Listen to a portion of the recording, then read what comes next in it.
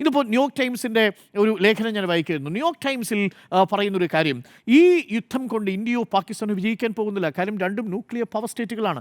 നിങ്ങൾക്ക് ബാറ്റിൽ ഫീൽഡിൽ യുദ്ധമുഖത്ത് ജയിക്കാൻ കഴിയില്ല എന്നുള്ളത് ഏറെക്കുറെ ഉറപ്പായിരിക്കുന്നു. ഞാനല്ല, ന്യൂയോർക്ക് ടൈംസിലെ ഒരു പ്രധാനപ്പെട്ട റിസർച്ച് ആർട്ടിക്കിളിൽ പറയുന്നതാണ്. കാരണം എന്താ, നിങ്ങൾ 1989 മുതൽ ഉള്ള ഏറ്റുമുട്ടൽ നോക്കൂ. അതിനു മുമ്പുള്ളതിലെല്ലാം ഇന്ത്യക്ക് ഏകപക്ഷീയമായ വിജയം നേടിയിരുന്നു ഈ പാകിസ്ഥാനുമായി എതിർക്കുമ്പോൾ. പക്ഷേ പാകിസ്ഥാൻ ഒരു ന്യൂക്ലിയർ പവർ ആയതിനു ശേഷം 1998 ശേഷം ഒരു ന്യൂക്ലിയർ ഡിറ്ററൻസ് ഇന്ത്യക്ക് ഉണ്ടെങ്കിലും ഒരു ന്യൂക്ലിയർ പവർ സ്റ്റേറ്റിനോട്, അതിർത്തിയിൽ കിടക്കുന്ന ഒരു ന്യൂക്ലിയർ പവർ സ്റ്റേറ്റിനോട് ഏറ്റുമുട്ടുമ്പോഴുള്ള എല്ലാ പരിമിതികളും ഇന്ത്യക്കുണ്ട്. പക്ഷേ സാധ്യതകളുമുണ്ട്. അതുകൊണ്ടൊരു ബാറ്റിൽ ഫീൽഡിൽ നിങ്ങൾക്ക് വിജയിക്കുക സാധ്യമല്ല. പക്ഷേ ലോകത്തിന് മുന്നിൽ ഒരു ബാറ്റിൽ ഫീൽഡിൽ, ഒരു ഡിപ്ലോമാറ്റിക് ബാറ്റിൽ ഫീൽഡിൽ നമ്മളിപ്പോൾ ജയിക്കാൻ പോവുകയാണ്. നമ്മൾ ഇതുവരെ സ്വീകരിച്ചുകൊണ്ടിരുന്ന ഒരു വലിയ ഫോറിൻ പോളിസിയിൽ നിന്നുള്ളൊരു മാറ്റമാണ് ലോകത്തെ അറിയിക്കാൻ പോകുന്നത്. അതാണ് പ്രധാനമന്ത്രി നരേന്ദ്രമോദി പറഞ്ഞ ന്യൂ നോർമൽ എന്ന് പറയുന്നത്.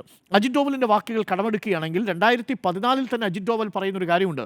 ഇതുവരെ പാകിസ്ഥാനുമായി നമ്മൾ അടിച്ചിരുന്നത് എങ്ങനെയാണ്? നമ്മൾ എപ്പോഴും ഒരു പ്രതിരോധത്തിലായിരുന്നു. നമ്മൾ എപ്പോഴും ഒരു ഡിഫെൻസീവ് റീസ്ട്രെയിൻസ് ആണ് എടുത്തിരുന്നത്. എന്നാൽ ഇനി മുതൽ അങ്ങനെ ആയിരിക്കില്ല.